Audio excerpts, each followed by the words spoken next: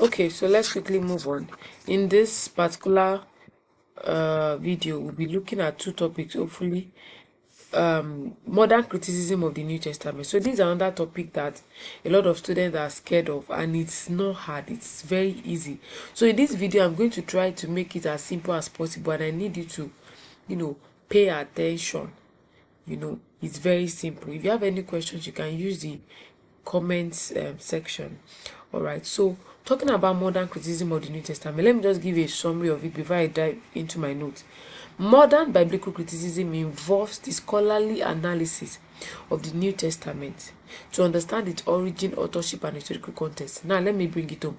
You have a Bible, right? Or you have seen a Bible before, the New Testament part of the Bible. That's what we are dealing with now. So you know that you have seen several versions, right?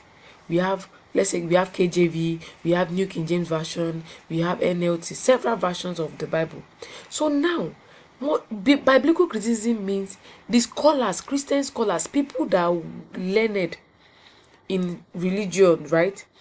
They want to analyze the New Testament to know that which version was written first, who wrote it, what is the story behind it, where did they get the story from. That's just what biblical criticism means. When you're trying to analyze a book, you want to know, like for example, you have a biology textbook, you want to find out who wrote this book, where did the person get the source from, where did the person get this information from.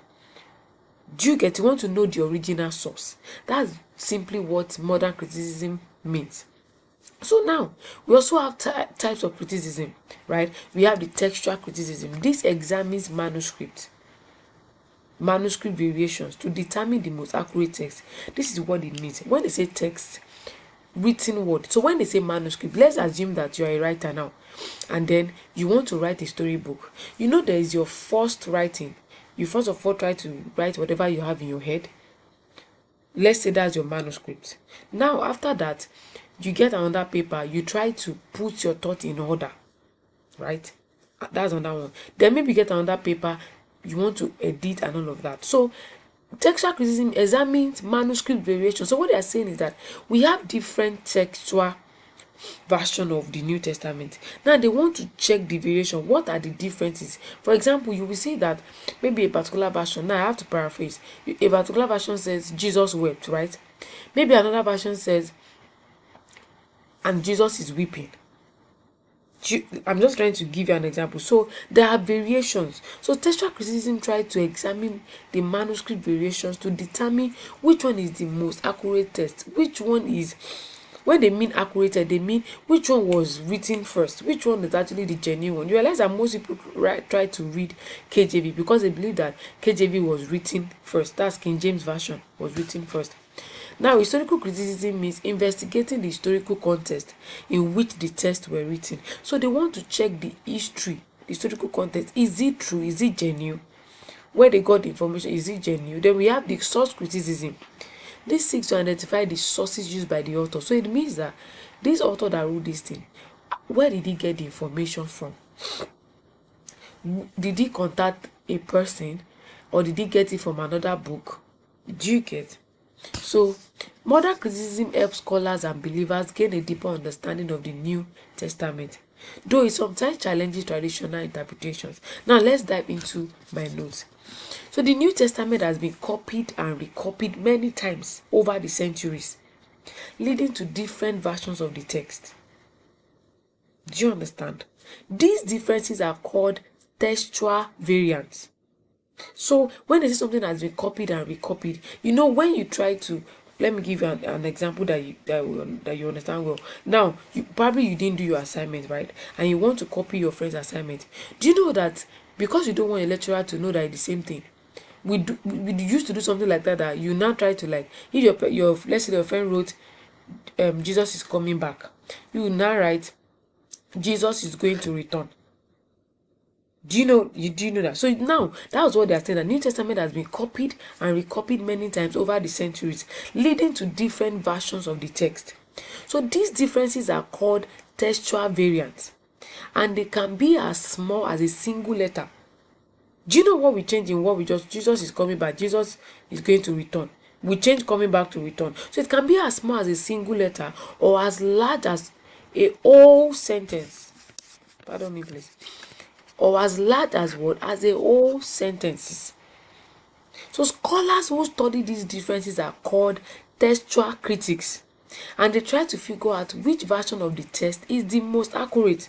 So now, let's say another person wrote, okay, the initial thing is Jesus is coming, but another person, Jesus is going to return. Another person says, Jesus is on his way. Now imagine your lecturer that wants to mark the script is trying to find out who copy who. Do you get? So there's an original source. So scholars who study these differences are called textual critics, and they try to figure out which version of the text is the most accurate. They do this by comparing different manuscripts and trying to identify errors that were made during the copying process. I hope this is very, very simple enough. So there are many different ways to approach the study of the New Testament. Now they can tell you to mention the different criticisms, right? So one approach is called genre criticism. Genre criticism. Let me see if I can highlight that. Genre criticism. Let me bold it. Okay. Yeah. So genre criticism focuses on the different types of literature found in the Bible. You are a literature student, I believe. So when you talk about genre, we mentioned that in literature, now genre of literature, we have drama, we have prose, we have poem, right? Poetry, right? So the reason why we call them because of the writing style is quite different. So let's bring it to Bible. So for example, the Gospels, we have Matthew, Luke, and John, Mark. They are a different type of literature from the letters of Paul, and they should be interpreted differently. So that's what they call genre criticism. They try to focus on the different types of literature found in the Bible. So the gospel is written in the narrative style, right? But the letters of Paul is not in the narrative style. It's another style entirely. So that's what the genre criticism, that's what they focus on, different types of literature found in the Bible. So you can see when I explained earlier that when they ask you to explain, give example. That's why I gave an example here, that the gospels are a different type of literature than the letters of Paul. Now another approach is called historical criticism. That's number 2, historical criticism, which tries to understand the historical context of the New Testament. Now I've mentioned that. Now I want to give example to buttress my point. This means looking at the time period in which the books were written. So historical criticism starts to look at what time was this book written. Now let's assume that you are reading a biology textbook. Now let's say you have 2 biology textbooks. One was written in 2004 and that was written in 2012. Obviously it's possible that the one that was written in 2012 probably copied the one written in 2004. Do you get? So historical criticism tries to understand the historical context of the New Testament. It looks at the time period in which the books were written, the culture of the people who wrote them, and the events that were happening at the time. Now, some scholars believe that the Bible should be viewed as a purely sacred text, while others believe that it can be studied like any other piece of literature. So this debate has been going on for centuries and there is no easy answer. However, it is important to remember that the Bible is a complex text with many layers of meaning. It is not always easy to understand, and it is important to use different methods of study to get a full understanding of its message. So from what I explained to you now, please, you have to read more, because the criticism types, there are more than 2. In fact, you can see that in the summary I gave, I mentioned source, I mentioned textual, I mentioned historical criticism. So you have to do your findings and know more. But the essence of this particular video is to bring it home, to break it down for you, so that when you are reading, you'll be able to understand perfectly well what you are reading. So very quickly, the next topic I want to talk about is relationship between religion and society. This is already CRS 4. Someone also asked that the concept of religion and society is not really clear. Now, what it means is, when they say religion and society, for instance, you're a Christian, right? And you live in, you belong to a society. There are some things that they teach you in church that influences the way you behave, right? That is what they mean. That's what relationship between religion and society means. So religion shapes societal norms. Religion says that you should not steal. The reason why we have less people stealing in your community now is because most of people go to church and they taught them not to steal. Imagine there is nothing like that. So religion shapes societal norms, values, and laws, while society influences the practice and interpretation of religion. Now, I already told you how religion shapes societal norms with the rules and all of that. Now, society also influences the practice and interpretation of religion. Let me give you an example. So, for example, in the society, right, people believe that there's a way we dress, there's a culture, right? For example, let me give an instance. So, Yoruba has a culture, Hausa has a culture.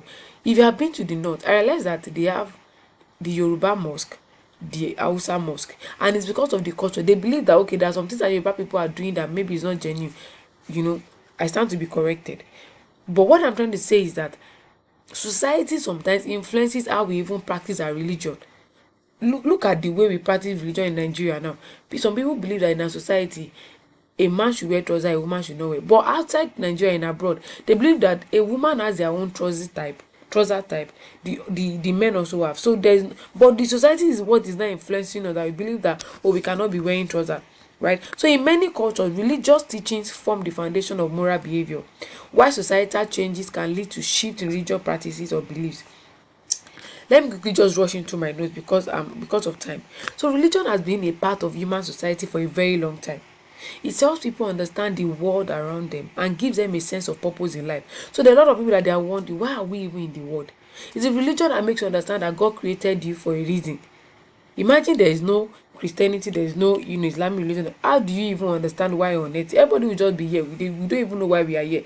But because of religion, we have a sense of purpose. So sociologists study religion to understand how religion affects people and how it affects society. They look at how religion is organized, how it influences different groups of people, and how it impacts things like politics and education. You can see how religion affects education in the sense that through religion, more schools are being established. You get? And look at in politics, you see when they want to swear someone, they say swear with the Bible, swear with Quran. So that's religion impacting politics. So one important thing sociologists have noticed is that people who actively participate in religious communities, they tend to be happier and more involved in their communities. Things are not really going on well in Nigeria right now, but people are still jubilating because they go to church, they tell them to rejoice in hard times. Do you get? So they are also less likely to smoke or drink alcohol because of what they teach them in church. However, there is no clear link between religion and overall health. Some studies have shown that religious people live longer, while others have found no connection. So religion can also have a big impact on how people view the world and how they behave. For example, religious people are more likely to be married. Yes, realize that religious people tend to stay more in their marriage because of the teachings. Why? And they are less likely to get divorced. They are also more likely to help others and to have strong moral values. These are examples to explain the big impact on how people view the world and how they behave because of religion. So this is because religion often provides a set of rules and beliefs that guides people's actions. Now let's look at the other part of it. However, so imagine they ask you to discuss relationship with religion and society. As you're discussing the good parts, you're also discussing what the bad part. Religion can also be used to justify inequality and violence. You can, for example, let's talk about how some people believe that when they kill, they have some virgins in heaven that will take care of them. So they said they are killing people. The Boko Haram that said education is wrong and all of that.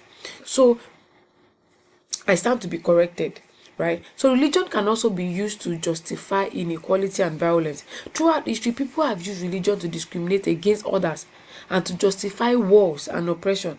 It's important to remember that religion is a complex force in the world, and it can have both positive and negative effect on society. So now your duty is to find more the bad part of religion's impact and the good part, so that in case they ask you in the exam, you know how to answer. So religion plays a significant role in shaping human societies. It provides meaning, purpose, and a sense of community for many people. However, it is important to be aware of the potential for religion to be used for harmful purposes. By understanding the relationship between religion and society, we can better navigate the complex world we live in. So I think we are good to go. So in this next video, I'm going to be talking about political and religious background of the New Testament. Make sure you join me in the next video. Thank you for watching. Please subscribe. Switch on the notification button so you know when I drop new videos, and give me a thumbs up if this video